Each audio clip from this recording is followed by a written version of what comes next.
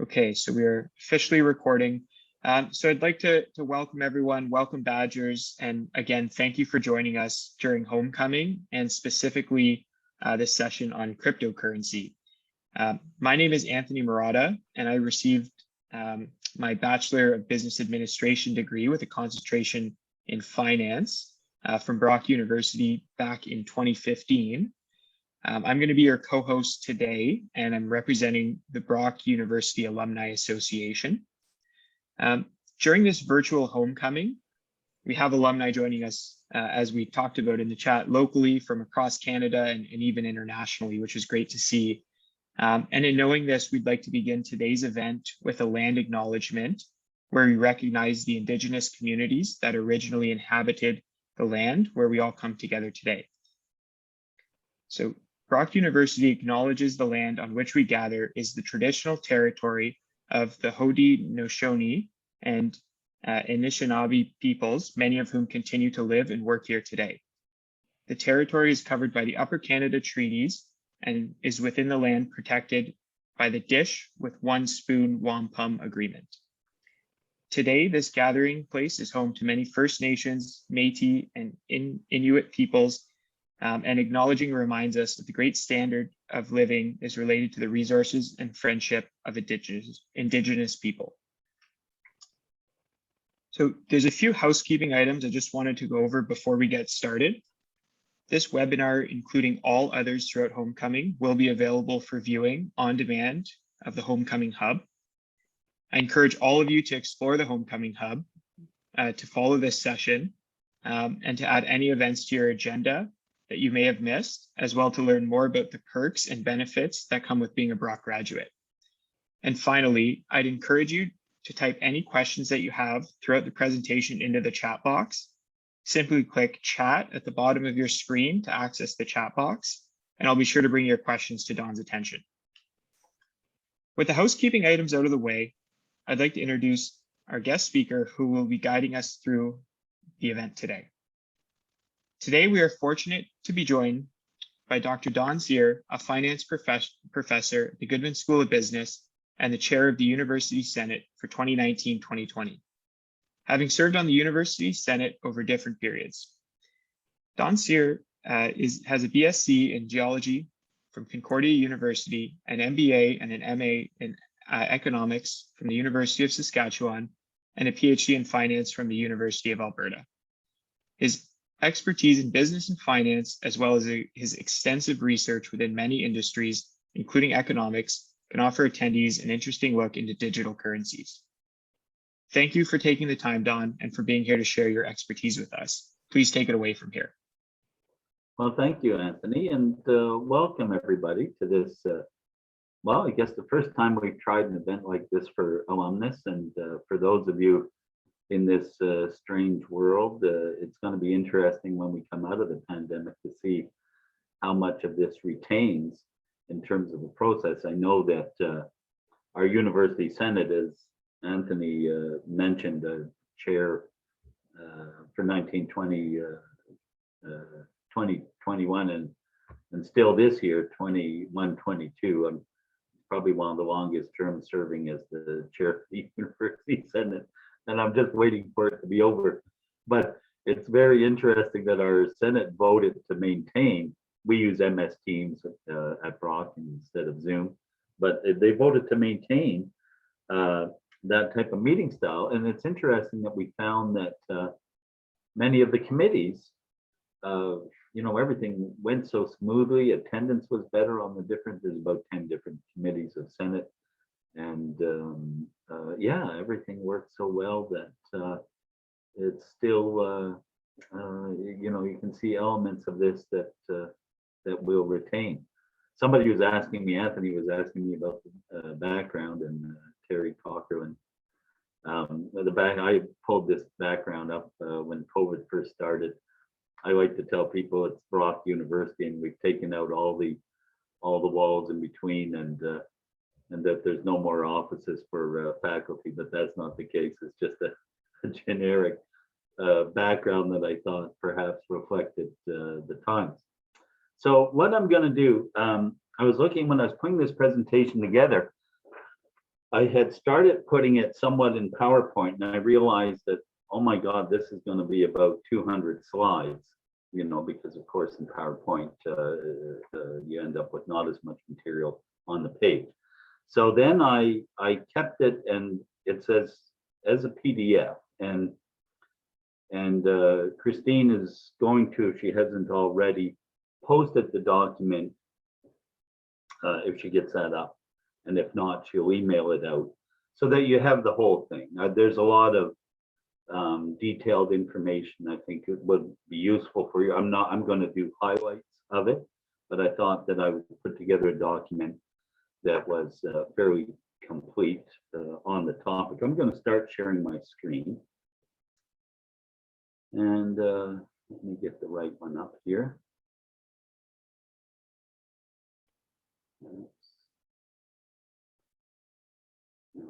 Okay, and how is that for everybody? Can you, let me just expand my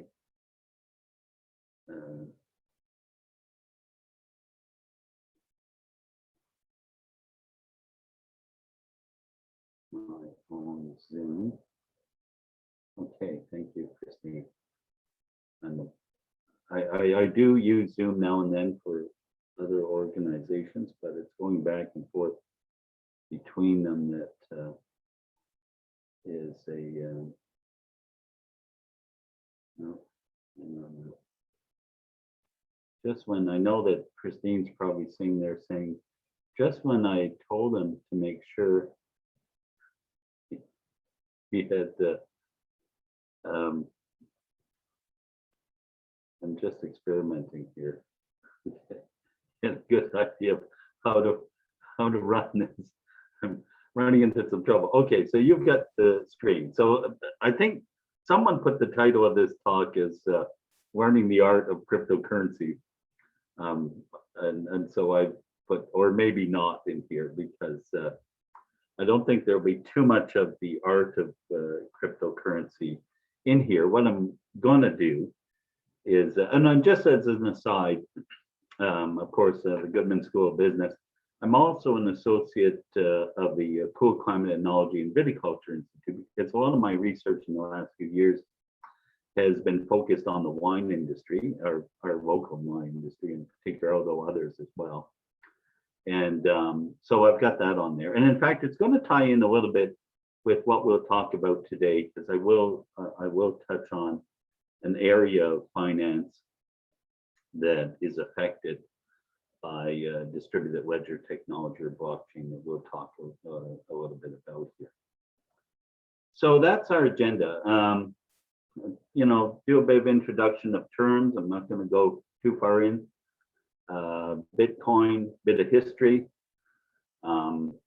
Investing in Bitcoin, what are, you know, of course, some of the risks, thoughts, debates about cryptocurrencies in general. Then I'm going to talk about this issue of, is there potential for Bitcoin as a world currency? And that'll lead us into a little bit of geopolitics around this issue as well, and some potential drawbacks that could slow the adoption of this idea of it becoming a fiat currency.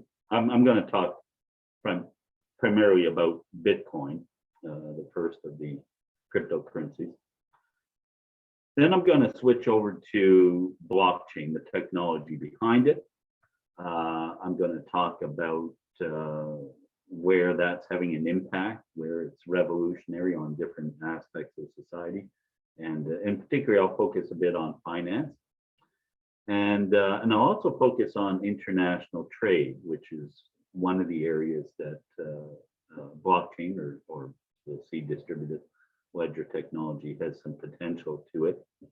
And then I'll touch on weather derivatives. This is an area relates to the research I do, and the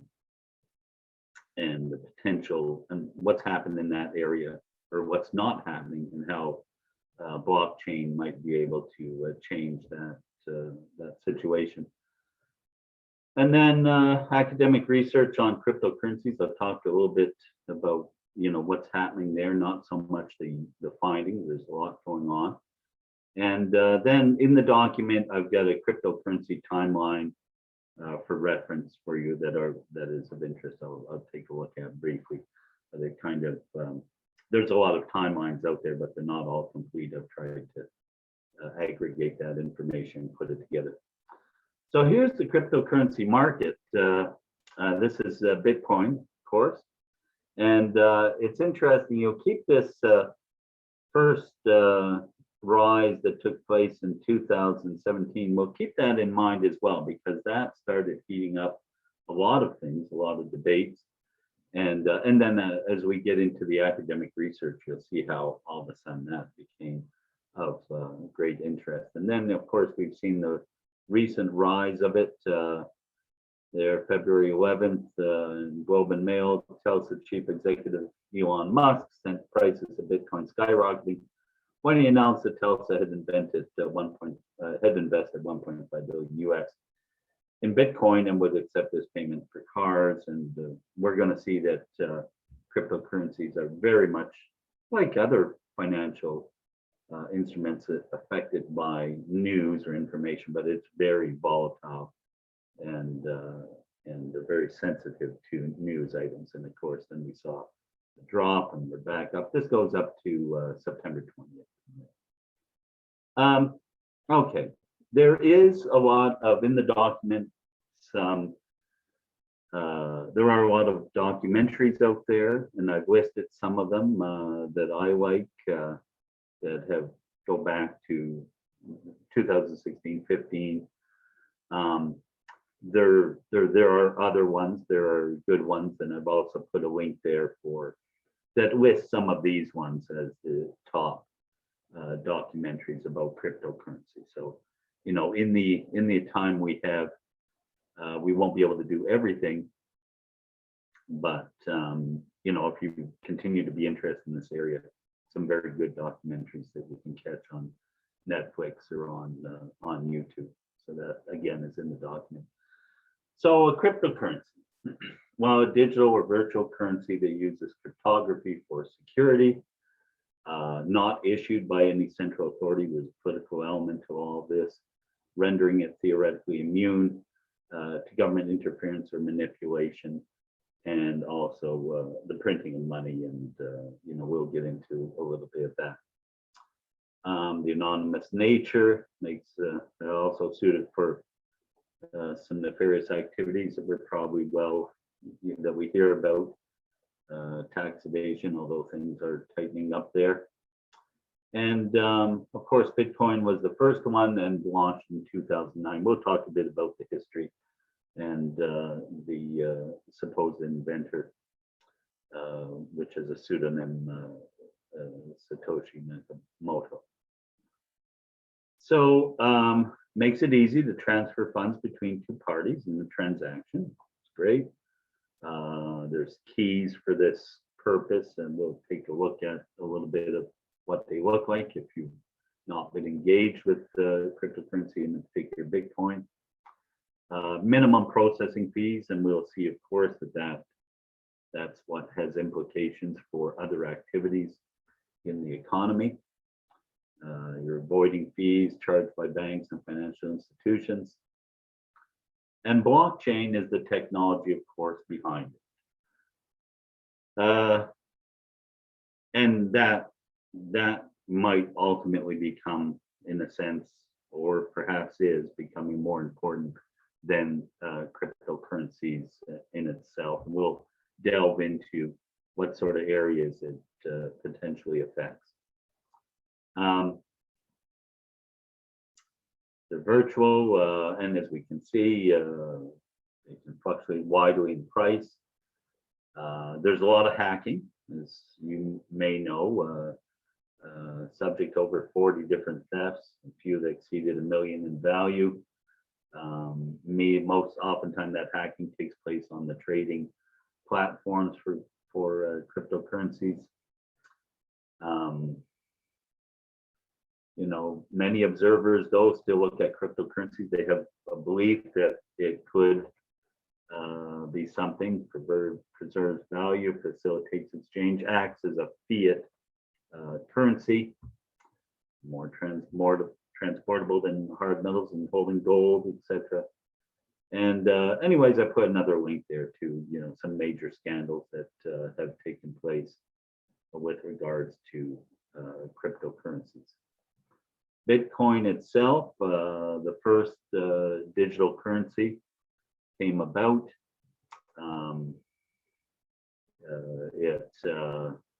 It's still, the primary bellwether of cryptocurrencies. Uses public and private keys, long strings of numbers and letters linked through mathematical encryption algorithm that's used to create them.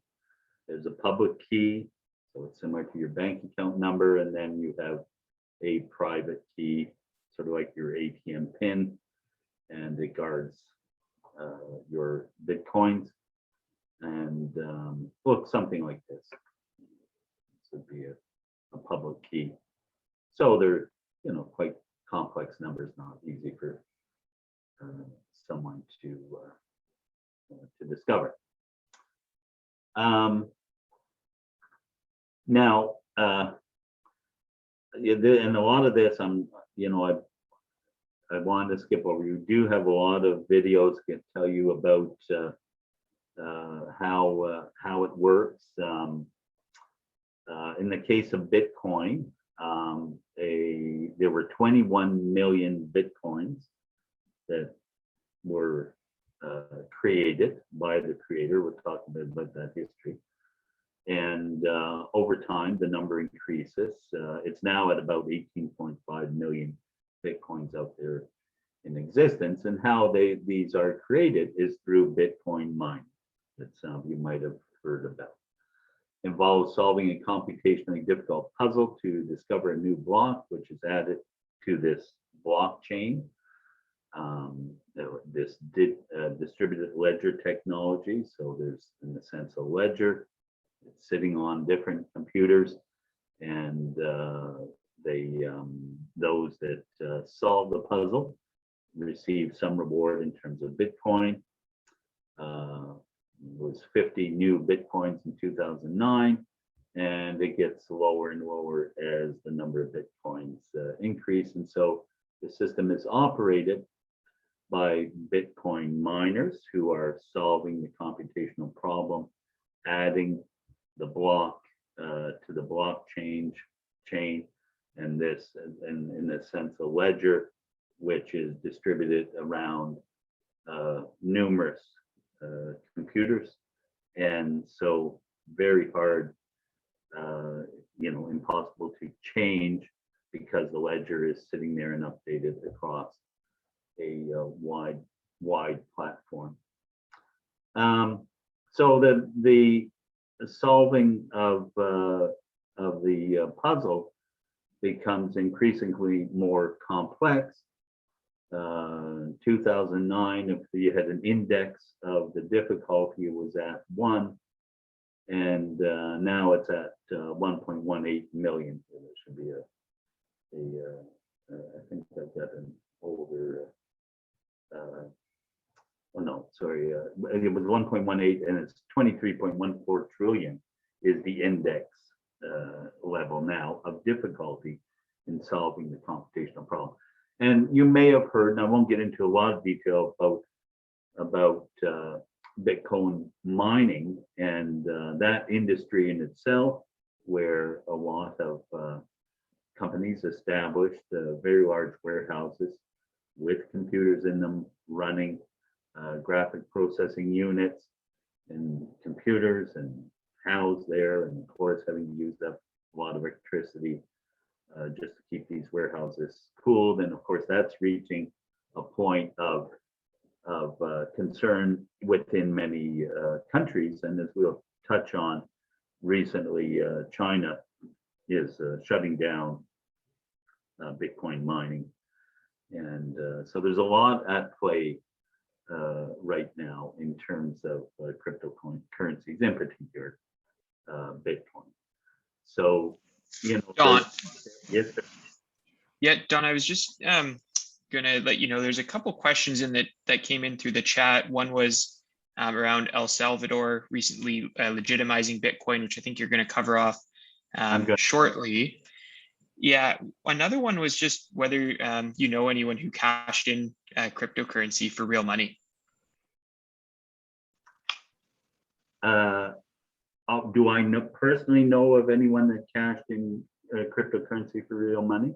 Yes. In fact, one of my colleagues a couple of years ago did Bitcoin. Those of you in finance that might have had Professor Anyang Pio, Howard Pio, as you know, he had done some, well, this was back in the 2017 rise a bit, and he had a brand new like a Ford 250 truck that he had. So, you know, he did quite well, and I think Howard still continues to you know, engage in trading in Bitcoin. In fact, we do have a new course that's going to be offered. I think it is starting this year that Professor Pio is going to be teaching. It'll be a course dedicated to cryptocurrency and blockchain technology, because of course a lot of the implications of it are in terms of finance, and that of course has happened. I was recently in the McLean's article talking about that the increase in courses that are being offered within business schools to do with blockchain and cryptocurrency, both for credit and non-credit as well. It's really taken off in the past couple of years. So Bitcoin mining, anyways, an issue as the cost of extracting and solving these algorithms is becoming more difficult. But it is, as I said, there's a maximum of 21 million Bitcoins in the Bitcoin structure and system, and we're at about 18.5 now. So it's sort of an idea of money supply that is limited. So what brings Bitcoin its worth? Well, part of it is the difficulty of that mining and extraction process of solving the algorithms, adding to the blockchain. That becomes more expensive. That does result in the price going up. But as well, it's apparent, and you might see a little touch of this when I look at some of the academic literature, very highly sensitive to news items and people particularly searching for information around cryptocurrencies. And so there's a technical analysis. Those of you that come from finance, you might have you know, been exposed to some technical analysis techniques. We don't tend to teach a lot of them, but of course traders are out there that use technical data, past history, prices, volume, volatility, and try to forecast markets. And one of the things that seems to do sort of well is called the Satoshi cycle, developed by 2017, noted that the number of searches on Google and other search engines around Bitcoin, you know, results or is associated with a price run. So, you know, news items comes out, as we saw with Elon Musk.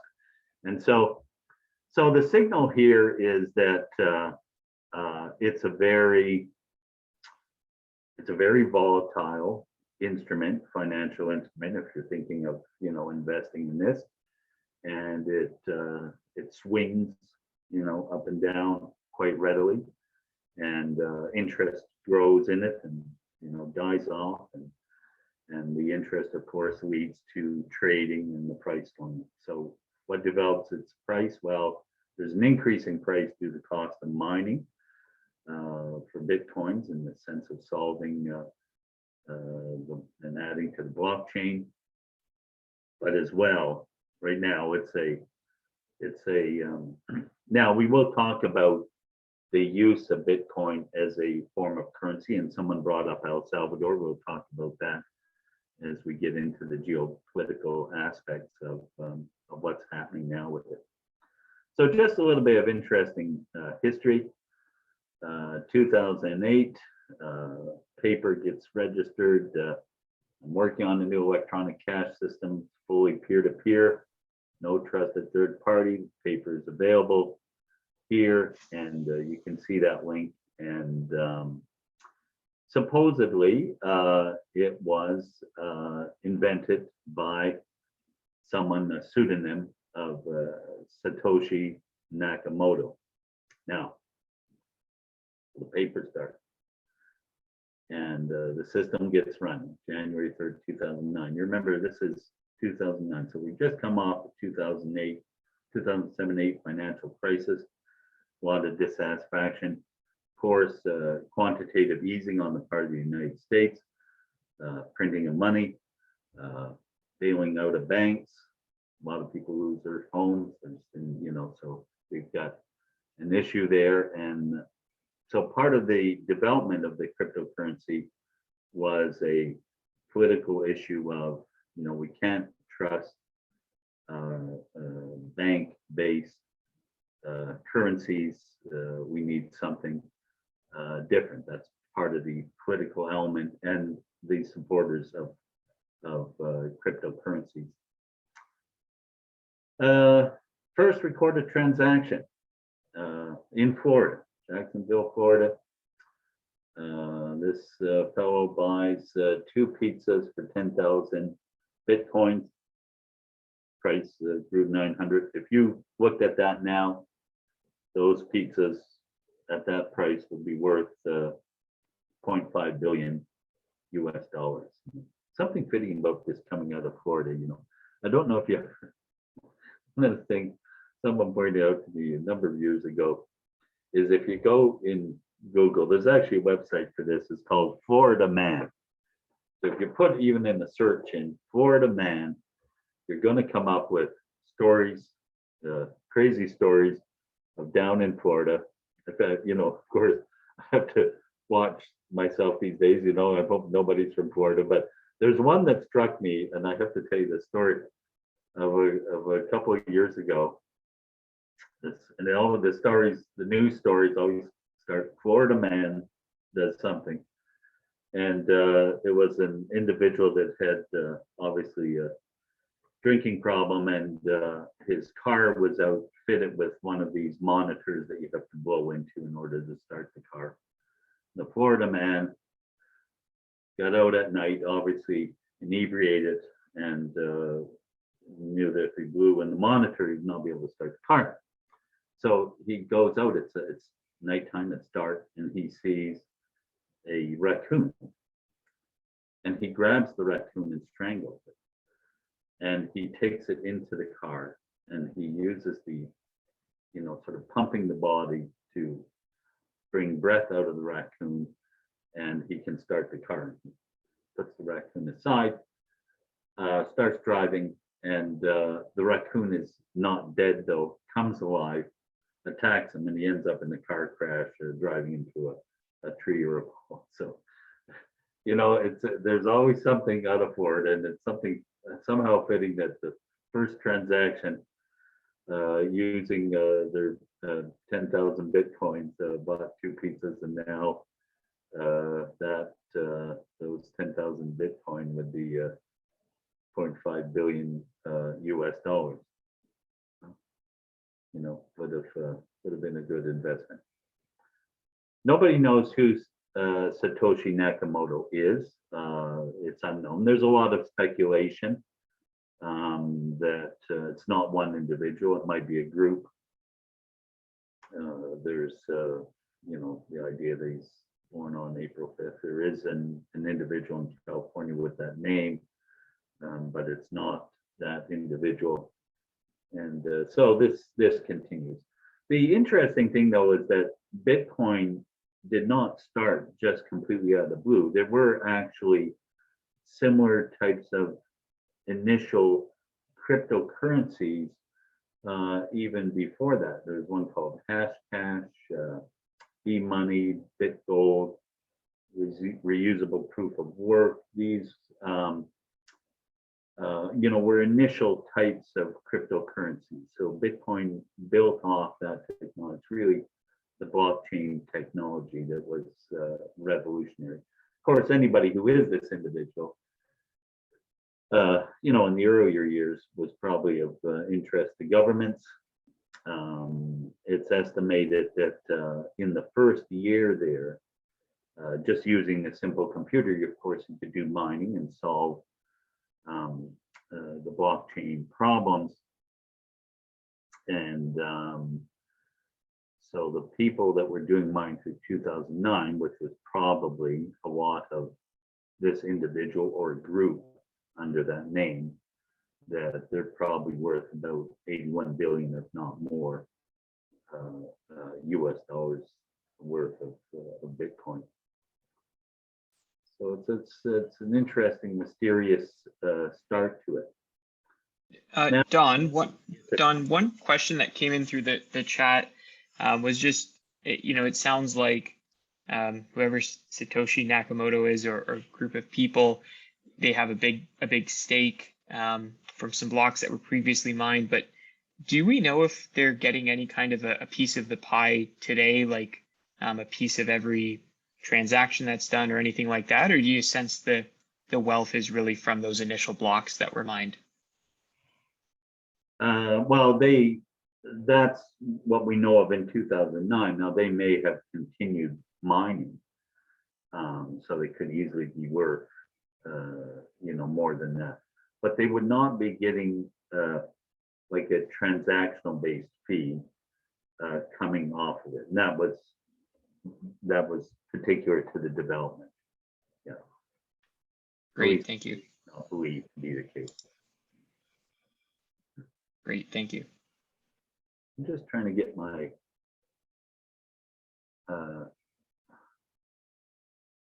my full screen video so that Anthony, so that I can actually I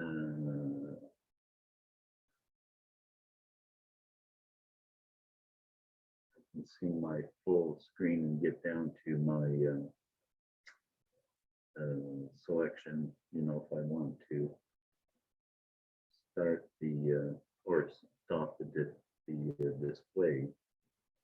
But for some reason, I'm not in full screen.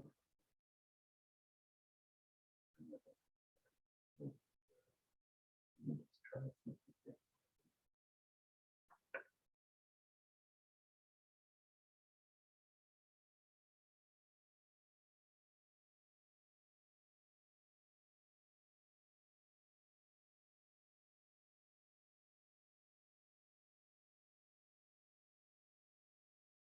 Okay. Well, I've had this trouble before. But, okay, well, let me continue on. We don't want to.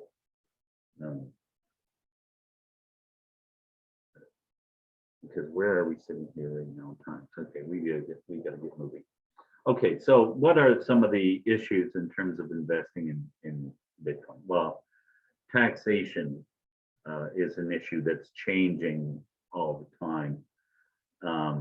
You know, in 2014, governments realized, oh, you know, we've got an issue here.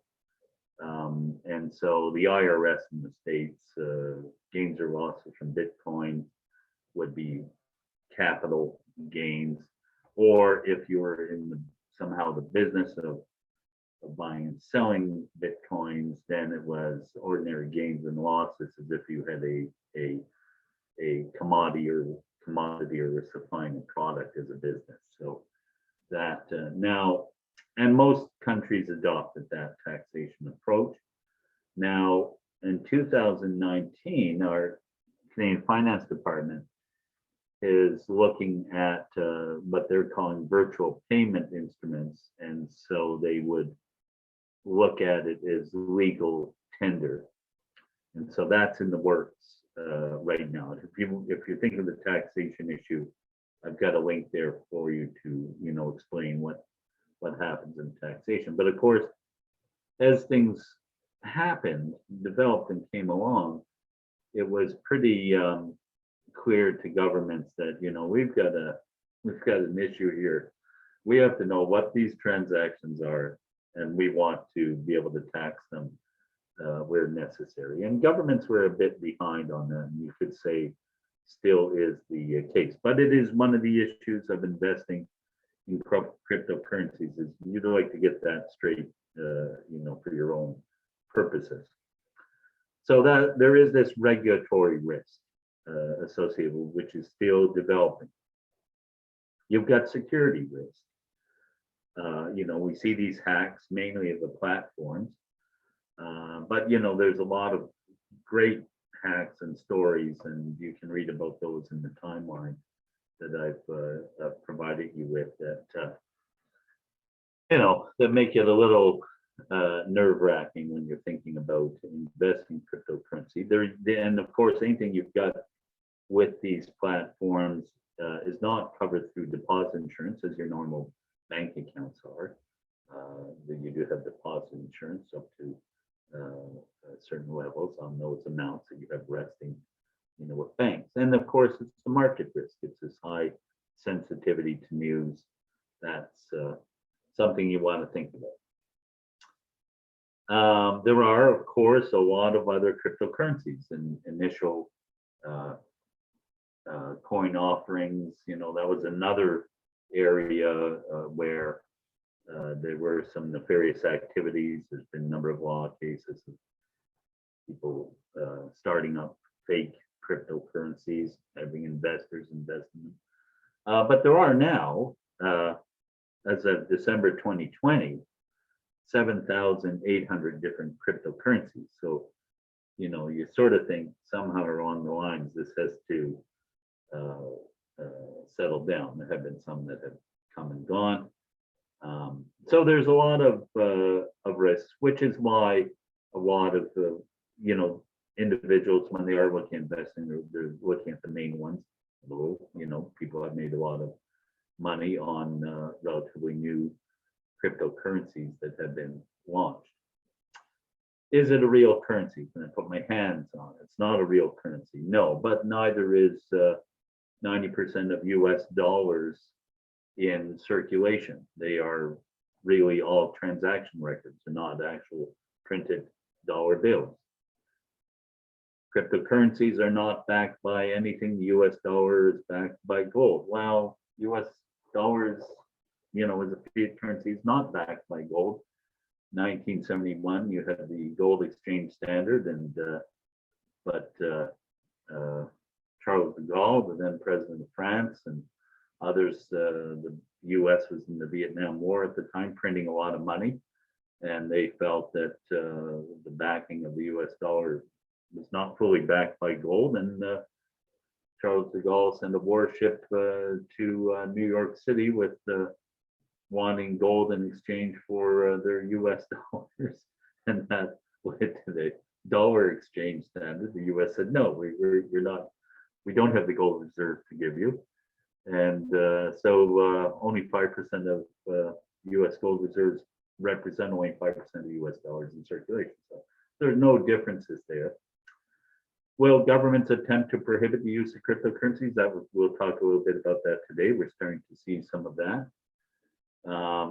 Is Bitcoin the currency of criminals? Well, yeah, there's a lot of information about that, but it's estimated that 12% of the transactions of the US dollar are, illegal activities. In some other countries, even higher. So the actual illegal transactions in Bitcoin are small. Now we come to the issue of, would Bitcoin ever become a world currency? Because the initial creator of Bitcoin, that was the idea. We will have this world currency, and the heck with currencies backed by government banks and issued by them. So that means it has to be as a medium of exchange. There are a lot of companies that accept Bitcoin as payment. We've seen a number of them, but when you look at, here's a timeline going over, up to January 2021 here, that's still not a lot of transactions when you think about the potential for transactions, particularly in financial markets. And we'll talk about where there is potential for problems with, blockchain in this concept as Bitcoin and blockchain behind it in this idea of it becoming a world currency. So yes, transact in this. Now, there is an interesting aspect of it which relates to developing countries, because when we think about banking in general and the ability of us in the developed world to go to a bank, that's not the case for everybody, quite obviously, in the world. Nigeria, for example, only 36% of the population has access to traditional banking services. Yeah. In the major cities, yes, but you get outside of there, and I think the quote of this Economist magazine was that if people in the capital want to send money to their family in the countryside, they have to physically put money in a bag, get on a bus, and go out there. So the adoption of cryptocurrency, Bitcoin, as a medium of exchange is actually taken off much more so in the developing world, and that's due to the lack of bricks and mortar in terms of traditional banking. 2 billion people worldwide don't have a bank account or access to financial institution, but 67% of the world's population has cell phones, 48% of it smartphones. So right now, it's estimated, that just that from itself allows for the easy transaction of cryptocurrencies, right? So, yeah, the developing world, we've seen some really real value to it. The other issue is that right now, we've got the most displaced people in the world that the world has ever seen, estimated at 80 million due to war, strife, climate change, homeless. The ability to send money to family members is greatly facilitated by cryptocurrency. So there is an interesting uptake of it, in a sense, more so on a percentage basis than in developed countries. So let's get to the geopolitics here now. So this is just a little bit of a timeline. It might not be complete, but what you see is that now governments are thinking, maybe we better have our own digital currency or adopt a currency. And so this is a bit of a timeline: Ecuador, Tunisia, Senegal, and Marshall Islands. One of the things you're going to see here is in many cases, those are countries that have been subject to sanctions by the United States. And so they've turned to, or attempted to turn to, a cryptocurrency as a form of transaction. China just recently here forbidding domestic financial institutions from dealing in cryptocurrencies. And they've also stopped Bitcoin mining, which was going quite extensively in China. And they have started rolling out a digital yuan in certain cities. So they're looking at, we're going to have our own digital currency here, and we're going to forbid, cryptocurrency trading, or at least within, as much as we can, any financial institutions doing it. Then in September here, as someone noted, we've had El Salvador adopted Bitcoin as a legal tender. So prices can be set in Bitcoin and taxes paid in Bitcoin.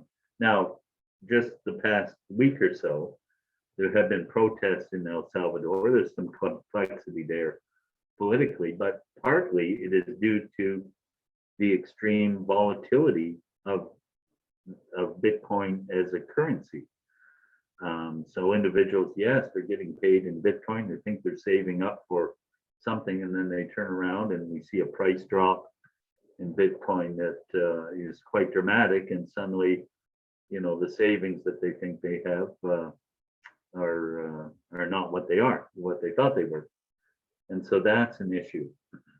Now, how does this tie into international financial markets? Well, there's when you do exchange of currencies, almost 90% of trade and the exchange of currencies goes through the US dollar.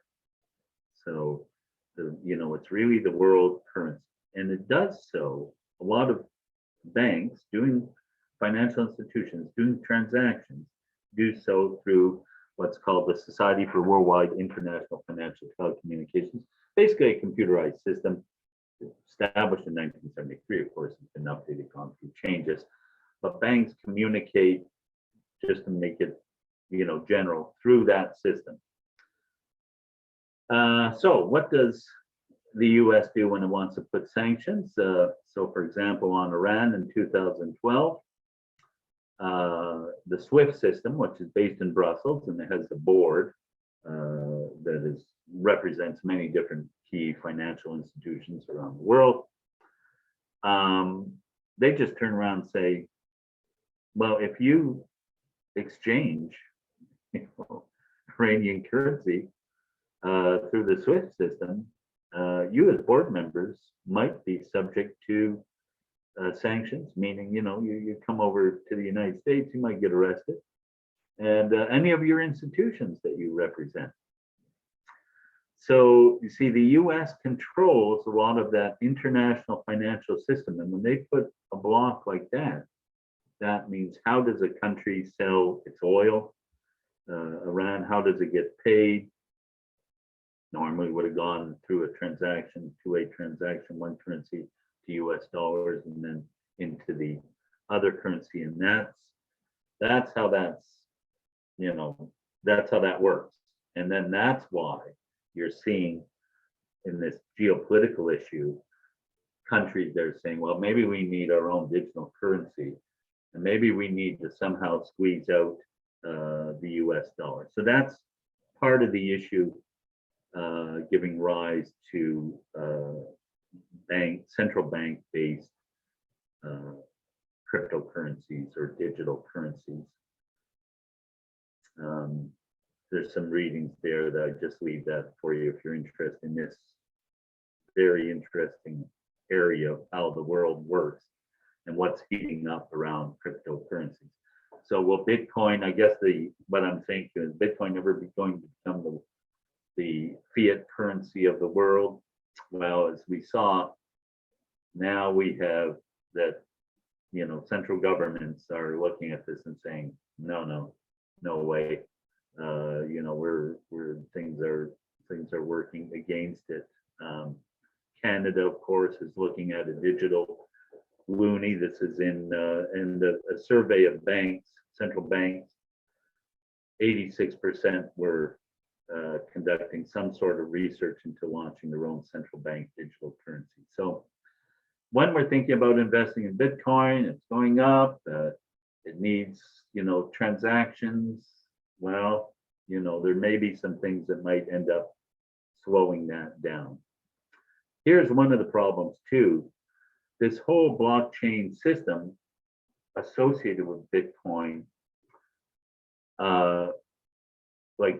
blockchain can currently handle about 5 to 8 transactions in a second. Then they get stored in memory in computers. As we saw, the actual number of transactions from a worldwide perspective is not that great. And if you think about if all of our transactions were being carried out in Bitcoin and the associated blockchain technology before it, it would essentially swamp the system. It just in the process, the number of digital retail transactions currently handled, you would, swell that within days, the typical storage on on a smartphone would be exceeded in that of computers in a matter of weeks. So that's another issue that's out there that prevents this idea of it becoming a fiat currency. And then regulation, what is the legality of a blockchain recorded transaction? Does it stand up in court, in disagreement? Is blockchain truly unhackable? Yeah, that's good questions. So there we have it. Let's turn now, and you know what? I know I'm running out of time to talk to you. You see, this is the problem. I get going, and then so I'm going to leave some of this blockchain description of what a block is, and a lot of this you can find in some of the videos that are put here in the document. How this works, what a hash is. Here's some additional videos to give a bit more detail about blockchain itself.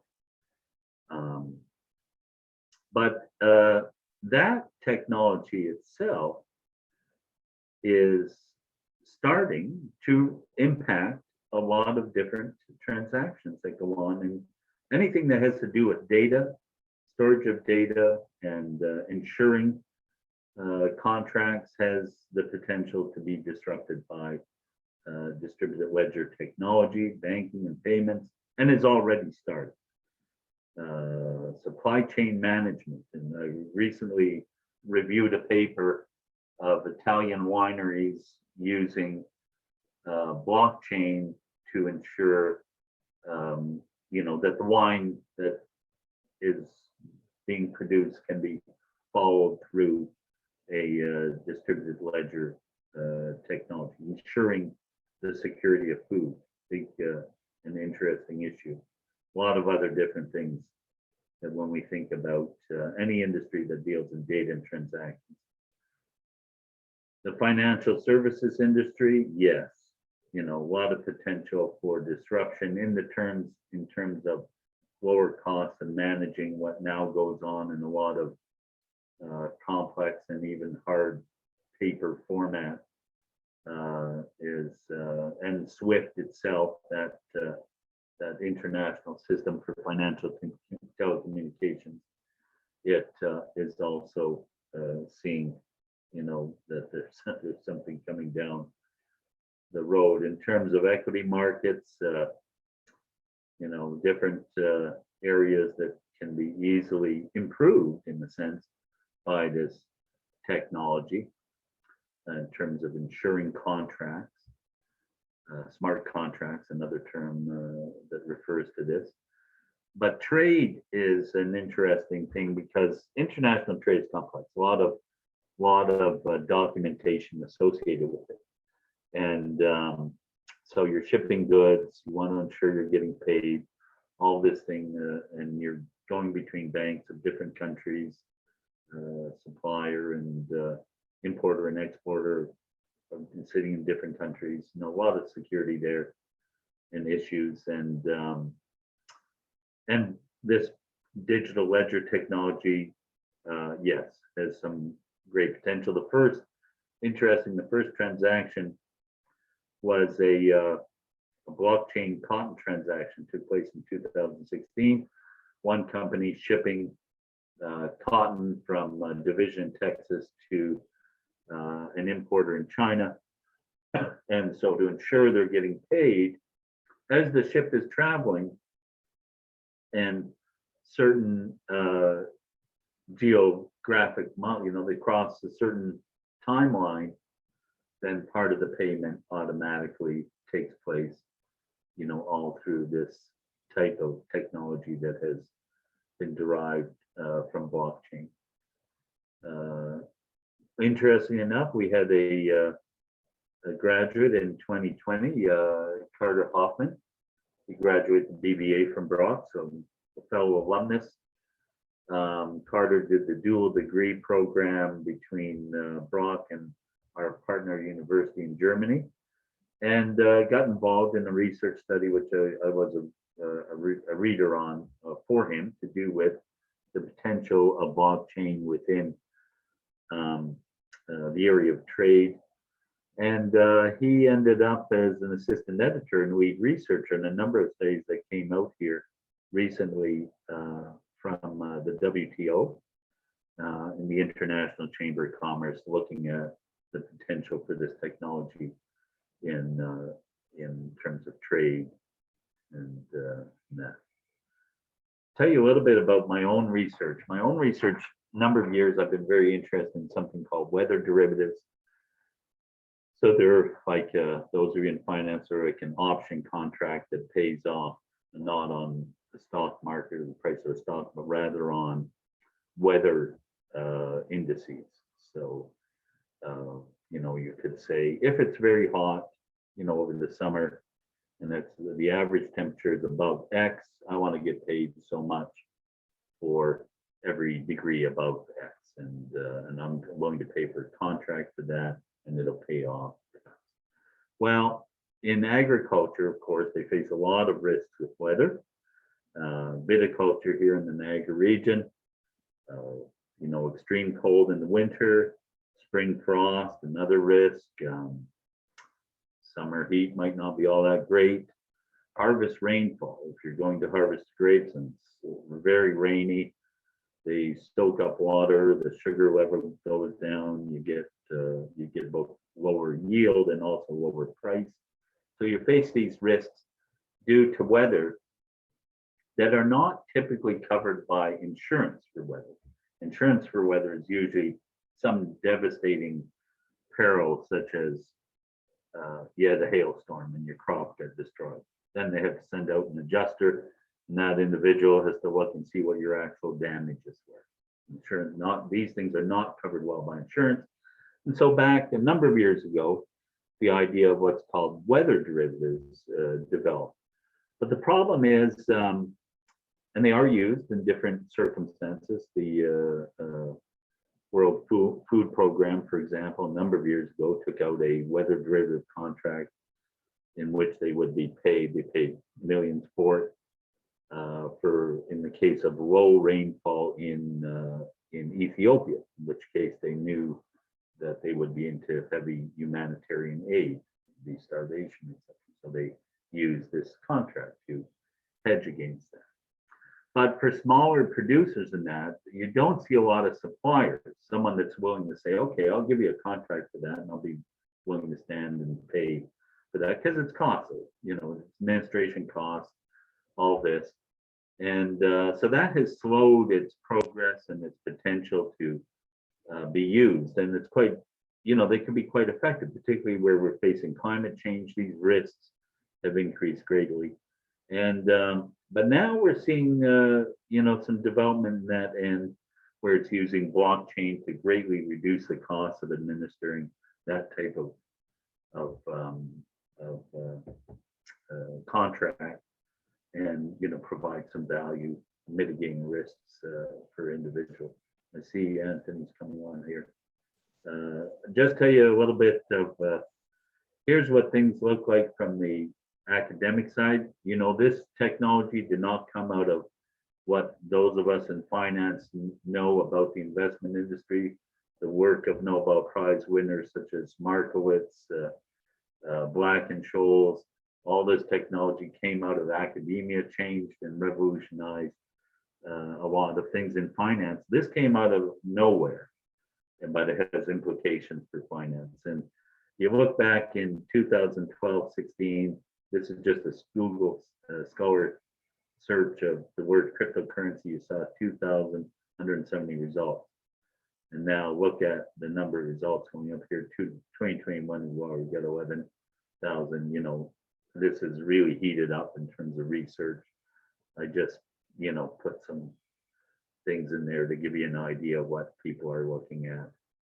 And then I'm not going to go over this, but I just include in the document sort of a cryptocurrency timeline that I update or try to look at. You do see that starting in about 2017-18, there are cryptocurrency funds that you can invest in. Not a lot of them direct investments in the cryptocurrencies, but businesses related to blockchain cryptocurrency. So, but So that's it. That's it for me. Well, Don, thank you very much for the comprehensive and informative presentation. I know I certainly learned a lot listening.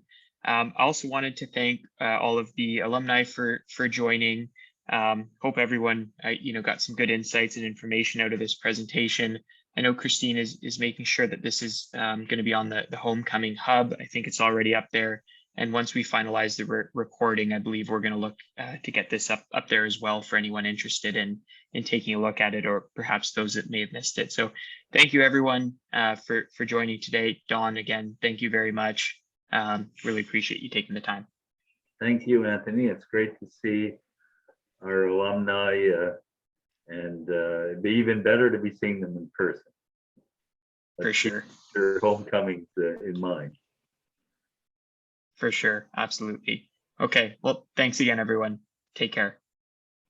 Bye. Anthony.